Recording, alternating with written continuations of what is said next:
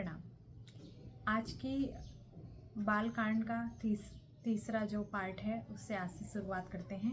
मैं ऋषिकेश से स्वाति शर्मा स्वागत करती हूँ आपके रामचरित वाले अध्याय में। और आज है बालकांड का तीसरा दिन और आज तीसरे दिन से करते हैं शुरुआत। पेज नंबर है 43।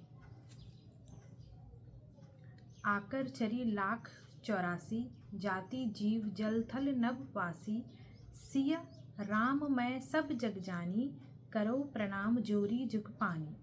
84 लाख योनियों में 4 प्रकार के स्वदेश, अंडज, उद्दिज और जरायुज जीव जल, पृथ्वी और आकाश में रहते हैं। उन सबसे भरे हुए इस सारे जगत को श्री राम मैं जानकर मैं दोनों हाथों से प्रणाम करता हूँ। जानी कृपा कर किंकर मोहू, सब मिली करहु छाड़ी छल छोहू, निज बुद्धि बल भरोस मोहि नाही, ताते बिनऊ करऊ सब पाही। मुझको अपना दास जानकर कृपा की खान आप सब लोग मिलकर छल छोड़कर कृपा कीजिए। मुझे अपने बुद्धि बल का भरोसा नहीं है, इसलिए मैं सबसे विनती करता हूँ। करन चहु रघुपति गुण गाहा, लघुमति मोर चरत अवगाहा, सूज न एकौ अंग उपायु, मन मति रंक मनोरथ राहु। मैं श्रीनाथ जी के गुणों का वर्णन करना चाहता हूँ, परंतु मेरी बुद्धि बहुत छोटी है। तुलसीदास जी ने इतनी बड़ी रामायण लिखी है, रामचरितमानस में उन्होंने इतना अच्छा राम जी के बारे में बताया है, लेकिन वो फिर भी अपने आप को बहुत ही छोटा बता रहे हैं, अपनी बुद्धि को बहुत ही ज़्यादा छोटा बताते हैं। और मैं श्री राम का चरित्र अथाह है, और क्या कह रहे हैं कि श्री राम जी का चरित्र जो है वो अथाह है, वर्णन नहीं किया जा सकता कुछ शब्दों में। इसके लिए मुझे उपाय का एक भी अंग अर्थात कुछ लेश मात्र भी उपाय नहीं सूझता। मेरे मन और बुद्धि कंगाल है, किंतु मनोरथ राजा है। वो अपनी तरफ से बहुत कुछ लिखने का प्रयास कर रहे हैं, लेकिन वो कहते हैं कि मेरी बुद्धि बिल्कुल कंगाल हो चुकी है, मुझे कुछ समझ में नहीं आ रहा कि मैं उनका क्या लिखूं और क्या ना लिखूं। वो तो अथाह है, श्री राम का तो कोई मतलब उन जैसा तो कोई है ही नहीं, उनको कैसे वर्णन करेगा कोई ना।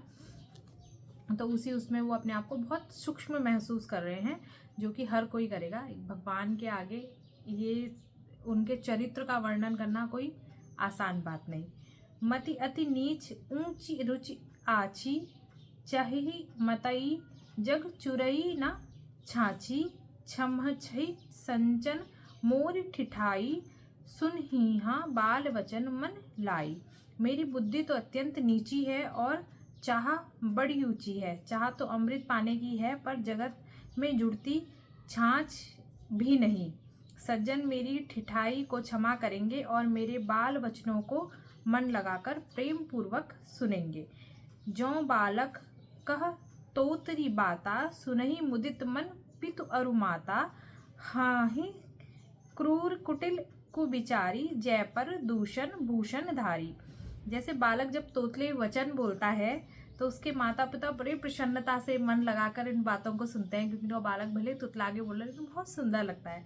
तो उसी तरीके से तुलसीदास जी कह रहे हैं, किंतु क्रूर और कुटिल और बुरे विचारों के लोग जो दूसरों के दोषों को ही भूषण रूप से धारण किए रहते हैं, अर्थात जिन्हें पराये दोष ही प्यारे लगते हैं, वो हंसेंगे। बाकी जो माता पिता जैसे अपने बच्चे को देख के होते हैं तो थोड़ी बहुत पता होता है सबको कि वो एकदम क्लियर नहीं बोल रहे हैं, लेकिन फिर भी हंस जाते हैं, प्यार से देखते हैं, करते हैं। तो जो बुरे उससे देखेंगे वो हंसेंगे, और जो अपने बालक की तरह देखेंगे उन्हें उनकी बातें अच्छी ही लगेंगी। निज कबित के ही लागन नीका, सरह होई अथवा अति फीका, जय पर भनिति सुनत हर शाही, तेबर पुरुष बहुत जग नाही। रसीली हो या अत्यंत फीकी, अपनी कविता किसे अच्छी नहीं लगती, किंतु जो दूसरों की रचना को सुनकर हर्षित होते हैं, ऐसे उत्तम पुरुष जगत में बहुत नहीं है। ये बात सत्य है, आज तब भी यह बातें थी और आज भी है। हर व्यक्ति दूसरे की बात को देखकर खुश नहीं होता है, या दूसरे की अच्छाई देखकर या दूसरे की किसी भी रचना को देखकर उतना खुश नहीं होता है। तो ये इस तरीके के लोग पृथ्वी में कम ही होते हैं जो दूसरों की खुशी में खुश होते हैं, या थोड़ा बहुत गलतियां किससे हो जाए तो इग्नोर मार के आगे चल जाते हैं। तो ऐसा बहुत कम होता है। मुझे भी बहुत अच्छी संस्कृत नहीं आती, लेकिन मैंने भी जब इसकी शुरुआत करी तो सेम तुलसीदास जी की तरह सोचा कि मैं अपनी तरफ से कोशिश करूँगी। ठीक है, कहीं पर गलतियाँ हो जाएंगी, तो एकदम परफेक्ट तो मैं भी नहीं हूँ।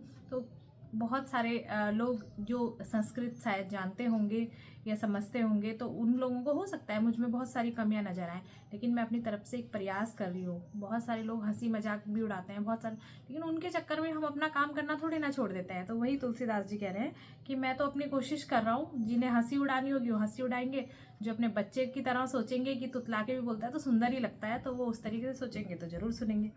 जग बहु नर सर सरि सम भाई, जे निज बाड़ी बढ़ही जल पाई, सज्जन सकृत सिंधु सम कोई, देखी पूर बुधु बाढ़ही जोई। वो आगे कहते हैं, मेरा भाग्य छोटा है और इच्छा बहुत बड़ी है, परंतु मुझे एक विश्वास है कि इसे सुनकर सज्जन सभी सुख पाएंगे और दुष्ट हंसी उड़ाएंगे। खल परिहास होई हित मोरा, काक कहीं का कंठ कलकंठ कटोरा, हसही बक दादुर चात कहीं, हसही मालिन खल विमल बत कहीं। किंतु दुष्टों को हंसने से मेरा हित ही होगा। मधुर कांठ वाली कोयल को कौवे तो कठोर ही कहा करते हैं, जैसे बुगले हंस को और मेंढक पपीहे को हंसते हैं, वैसे ही मलिन मन वाले दुष्ट निर्मल वाणी को हंसते हैं। कबित रसिक ना राम पद नेहूं, तिन्ह कहूं सुखद हास रस एहूं, भाषा भनिति भोरी मति मोरी, हंसिबे जोग हंसे नहीं खोरी। जो ना तो कविता के रासिक हैं और ना जिनका श्री राम जी के चरणों में प्रेम है, उनके लिए भी यह कविता सुखद हास्य रस का काम देगी। प्रथम तो यह भाषा की रचना है, दूसरे मेरी बुद्धि भोली है, इससे यह हंसने के योग्य ही है। हंसने में उन्हें कोई दोष नहीं। प्रभु पद प्रीति न सामुजी नीकी, तन्ही कथा सुनी लागहि फीकी, हरिहर पद प्रतिमति ना कुत रकी, तिन्हा कहूँ मधुर कथा रघुवर की।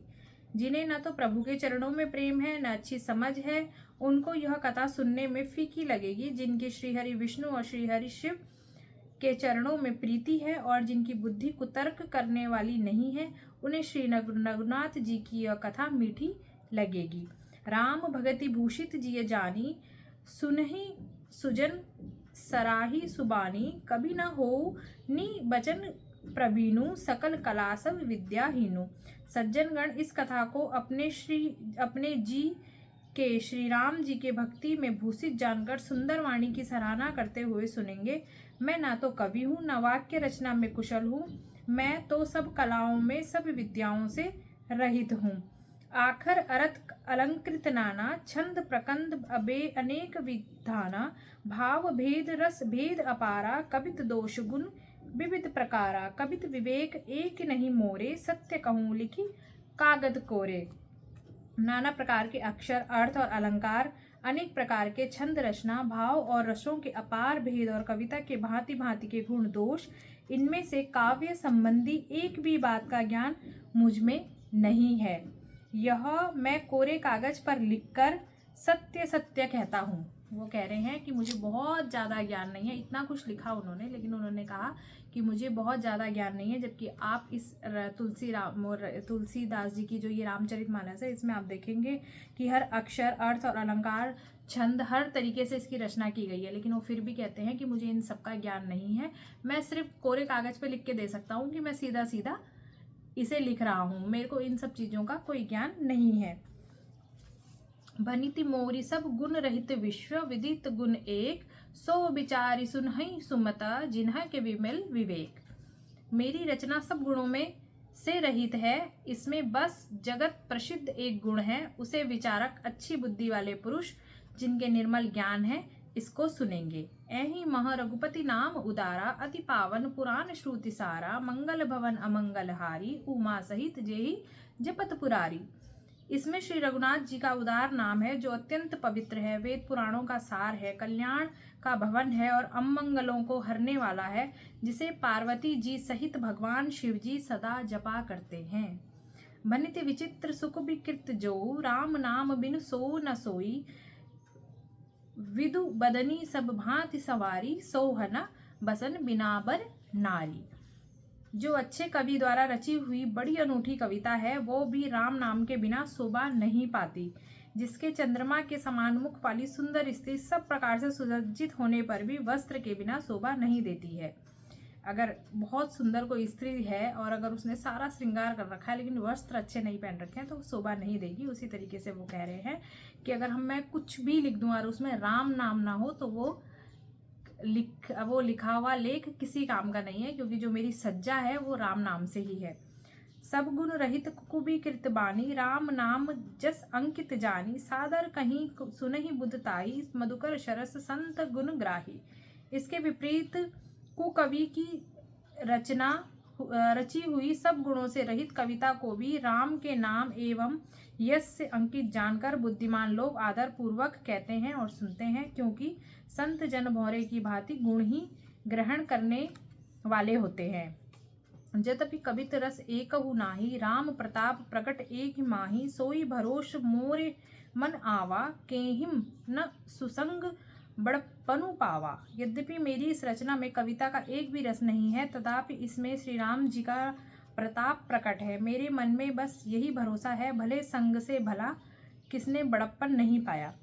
धूमऊ तजई सहज करु आई, अंगरु प्रसंग सुसंग बसाई।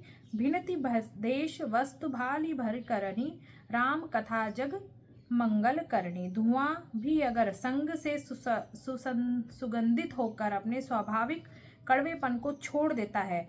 मेरी कविता अवश्य भद्दी है, परंतु इसमें जगत का कल्याण करने वाली रामकथा रूपी उत्तम वस्तु का वर्णन किया गया है। इससे यह भी अच्छी ही समझी जाएगी। अधिकतर क्या होता है, हम लोग जब पुराण पढ़ते हैं या कोई ऐसी रामायण की या और भी कोई पुस्तक पढ़ते हैं, बहुत सारी हैं, हमारी भागवत हैं, शिव महापुराण के तो स्त्रियों को नहीं है परमिशन पढ़ने की, और लेकिन कुछ ऐसे हैं जो स्त्रियां पढ़ सकती हैं। और इसमें से एक हमारी रामचरितमानस, ये रामायण भी है। तो हम जब कभी इस तरीके की बुक्स पढ़ते हैं जो रिलेटेड होती हैं, तो उसके लिए हमारे मन में ना भाव होना बहुत इंपॉर्टेंट होता है। अगर हमारे मन में भाव नहीं है तो हम इस चीज़ों को अगर पढ़ते हैं तो एक बोरियत टाइप की फील होती है। आपको इंटरेस्टिंग स्टोरी पढ़िए या किसी की जीवनी पढ़िए या कुछ भी आप ऐसा पढ़ेंगे जिसमें आपको इंटरेस्ट आ रहा हो तो वो, लेकिन वो जो भाव होता है ना, वही हमारा इंटरेस्ट होता है। अगर हमें इसे पढ़ने में इंटरेस्ट है तो हमें बहुत अच्छा लगेगा, वरना हर कोई इन पुस्तकों को नहीं पढ़ पाता। ये सच्चाई है। आप लेके देखिए, अगर आपको बिल्कुल अंदर से ऐसा मन होगा कि मुझे पढ़ना है तो ही आप पढ़ पाएंगे, वरना 1 2 3 4 5 दिन में इसमें बोरियत आने लग जाती है। और ऐसे स्टार्टिंग में मेरे साथ भी हुआ था, लेकिन शायद उस टाइम थोड़ी सी भाव की कमी थी और अब धीरे धीरे वो चीज़ें लाइफ से ख़त्म हुई। तो आज अब मैं शायद तीसरी चौथी बार इस बुक को दोबारा से रिपीट कर रही हूँ। कैमरे के सामने तो फर्स्ट टाइम है, लेकिन दूसरी तीसरी बार मैं इस बुक को पढ़ रही हूँ। तो ऐसा होता है, और जो सब कुछ हमारे साथ होता है वो इन्होंने इसे स्वाभाविक रूप से पहले ही अंकित कर रखा है। तो ये बातें बिल्कुल सच हैं। मंगल करनी कली मल हरनी, तुलसी कथा रघुनाथ की। गति कूर कविता सरत की, जो सरित पावन पात की। प्रभु सुजस संगति भनिति, भेल होहि सुजन मन भावनी। भव अंग भूति मसान की, सुमिरत सुहावनी पावनी। तुलसीदास जी कहते हैं कि श्री रघुनाथ जी की जो कथा है वो कल्याण करने वाली कथा है और कलयुग के पापों को हरने वाली कथा है। मेरी इस भद्दी कविता रूप नदी की चाल, पवित्र जल वाली नदी गंगा जी की चाल की भांति टेढ़ी है। वो कह रहे हैं जो मेरी ये कथा है ये क्या है, गंगा जी जैसे पहाड़ों से निकलती है तो हर जगह पे सीधे सीधा रास्ता तो नहीं होता ना, पहाड़ों से कुछ इस तरीके से घूम घूम के टेढ़ी मेढ़ी होकर निकलती है। तो कहते हैं कि गंगा जी की तरह ही मेरी यह पुस्तक में मैंने अंकित कर रखी है। तो वो कहते हैं कि श्री रघुनाथ जी के जो सुंदर यश के संग यह कविता सुंदर और सज्जनों के मन को भाने वाली हो जाएगी। शमशान की अब पवित्र राख भी महादेव जी के अंग के संग सुहावनी लगती है और स्मरण करते ही पवित्र करने वाली होती है। तो वो कह रहे हैं कि जैसे शमशान की राख होती है तो कोई अपने पे नहीं लगाना चाहेगा, लेकिन अगर वही राख शिव जी जब अपने पे लगा देते हैं तो बहुत सुंदर नज़र आते हैं। उसके शिव जी की सुंदरता का कोई कंपटीशन नहीं हो सकता, इतने सुंदर शिव नज़र आते हैं।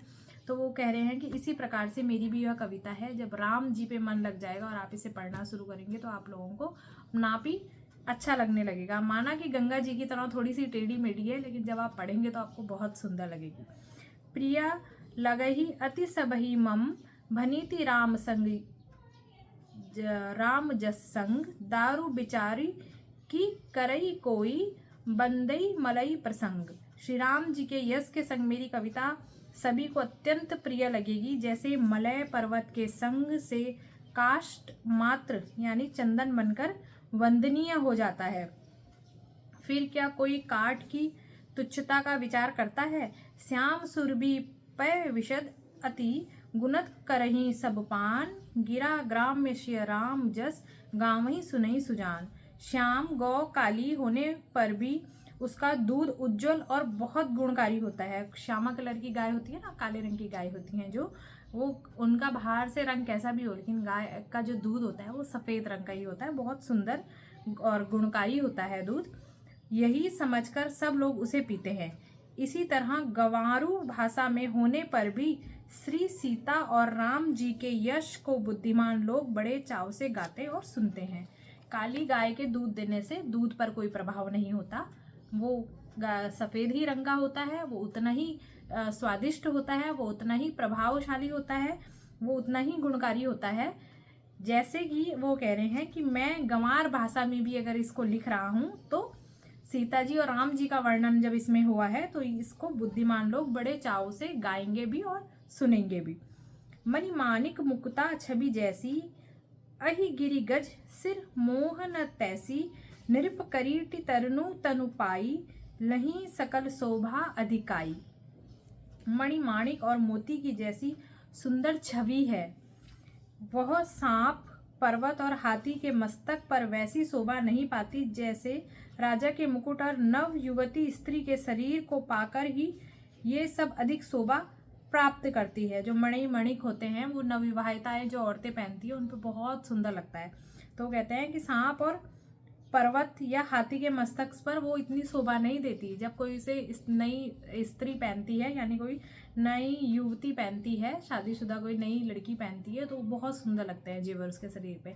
सांप के सर पे थोड़ी मणि सुंदर लगेगी, या कोई जानवर अगर अपने सर पे रख दे, जैसे कह रहे हैं कि हाथी रख ले या पर्वत पे हम मणि को रख दें तो वो उतनी सुंदर नहीं लगेगी जैसे एक स्त्री के शरीर पर अधिक शोभा प्राप्त होती है। तैसे ही कुबई कबित बुद्धि कहीं उपजही अंत अनंत छवि लही, भगति हेतु विधि भवन बिहाई, सुमिरत सारद आवती धाई। इसी तरह बुद्धिमान लोग कहते हैं कि सुकवि की कविता भी उत्पन्न और कहीं होती है और शोभा अत्यंत कहीं पाती है। कवि के स्मरण करते ही उसकी भक्ति के कारण सरस्वती जी ब्रह्मलोक को छोड़कर दौड़ी दौड़ी आती हैं। रामचरित सब बिनु अनहुआए, 100 श्रम जाई न कोटि उपाय, कवि कोविद असि हृदय बिचारी, गावही हरि जस कलिमल हारी। सरस्वती जी भी दौड़ी दौड़ी आने पर वह थकावट रामचरित रूपी सरोवर में उन्हें नहलाए बिना दूसरे करोड़ों उपायों से भी दूर नहीं होती। कवि और पंडित अपने हृदय में ऐसा विचार कर कलयुग के पापों को हरने वाले श्री हरि के यश का गान करते हैं। किन्हें प्राकृत जन गुण गाना, सिर धुनि गिरा लागत पछताना, हृदय सिंधुमति सीप समाना, स्वाति शारद कहीं सुजाना, जौ बरसई बर बारी बिचारू, हो ही कबित मुक्तानी चारू। अब इसमें मेरा नाम भी आ गया। तो जो स्वाति है वो एक नक्षत्र होता है और उसी का वर्णन इसमें किया गया है कि संसारी मनुष्यों का जो गुणगान है करने से सरस्वती जी सिर धुनकर पछताने लगती हैं। बुद्धिमान लोग हृदय को समुद्र, बुद्धि को सीप और सरस्वती को स्वाति नक्षत्र के समान कहते हैं।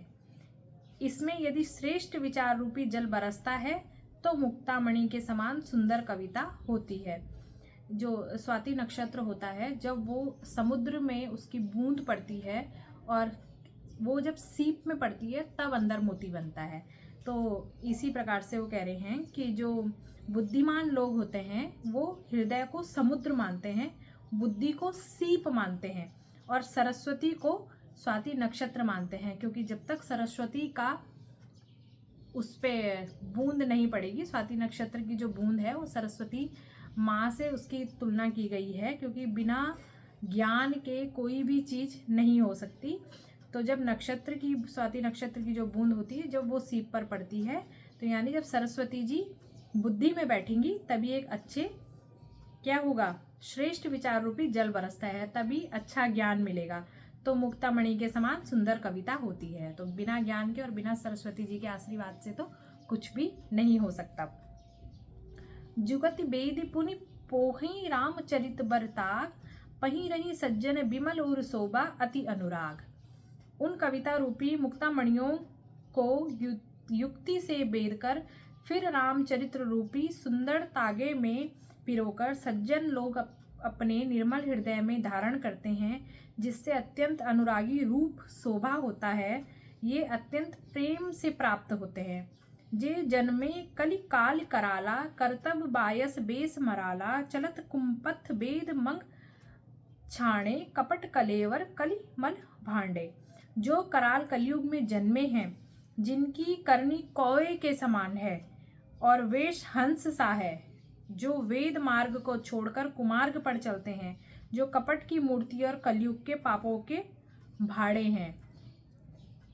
तो जो ये लाइन है ये आपको अपने आस पास या आज के कलयुग के समाज में मिल जाएगी, क्योंकि कलयुग का प्रभाव ही यह है कि जो लोग हैं वो अंदर से तो कौवे की तरह है और जो बाहर का उनका स्वरूप है वो हंस की तरह है। तो जो लोग भी ऐसे होते हैं वो 100% तो नहीं है, क्योंकि कलयुग का प्रभाव भी अभी 100% नहीं है। तो जो इस प्रकार के जो लोग हैं ये कलयुग के प्रभाव से ही हैं। बंचक भगत कहाई राम के, किंकर कंचन को काम के, तिन्हि महा प्रथम रेख मही मोरी, थींग धर्म ध्वज धंधक धोरी। जो श्री राम के भक्त कहलाकर लोगों को ठगते हैं, जो धन लोभ और क्रोध को काम के गुलाम हैं, जो धींगा धींगी करने वाले, धर्म ध्वजी और कपट के धंधों का बोझ ढोने वाले हैं, संसार के ऐसे लोगों को सबसे पहले मेरी गिनती है।